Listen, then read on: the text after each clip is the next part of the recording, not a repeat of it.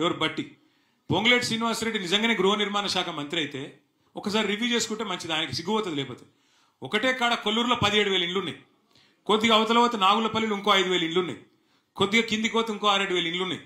ఒక్కసారి చూసుకుంటే మంచిది. ఎందుకంటే ఆయన గృహ నిర్మాణ శాఖ మంత్రి, మాట్లాడేటప్పుడు అజ్ఞాన ప్రదర్శన చేయకుంటే ఆయనకే మంచిది. అంటే ఎంత అజ్ఞాని రేవంత్ రెడ్డి అని చెప్పడానికి ఇది ఒక ఉదాహరణ.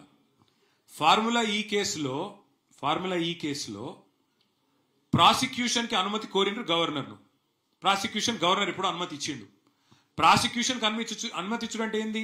నన్ను ప్రాసిక్యూట్ చేయమనే కదా. ఇక మళ్ళీ ఛార్జ్ షీట్ వేసినాక మళ్ళీ ఆయన దగ్గరికి ఎందుకు పోవాలి? అసలు విషయం లేదు కాబట్టి, ఛార్జ్ షీట్లో అసలు విషయమే లేదు కాబట్టి, అదొక తుపేలు లొట్టపీస్ కేసు కాబట్టి దాన్ని ఏం చేసిండు? తీసుకుపోయి మళ్ళీ గవర్నర్ దగ్గర పెట్టినట్టు పెట్టిండు. దమ్ముంటే రా, అరెస్ట్ చేయి, నేను వద్దంటున్నా. ఏం చేసినో తప్పు, రా ముంగటికి రా. నేను మళ్ళీ చెప్తున్నా, రేవంత్ రెడ్డి నువ్వు మగవను అయితే, మగ పుట్టుక ఉడితే రాదు, మగ పుట్టుక ఉడితే రేవంత్ రెడ్డి అనేటోడు నేను అడుగుతున్నా, దా లైవ్ కెమెరాల ముంగట కూర్చుందాం. నాకో లై డిటెక్టర్ టెస్ట్, నీకో లై డిటెక్టర్ టెస్ట్ పెట్టుకుందాం.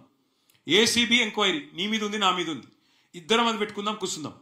ఎవడు నిజాయితీ పరుడో ఎవడు దొంగనో మొత్తం దేశం చూస్తుంది. దా మగవను అయితే మగ పుట్టుక ఉడితే రా అని చెప్పి రేవంత్ రెడ్డిని సవాల్ చేస్తుంది. ఓకేనా? Thank you.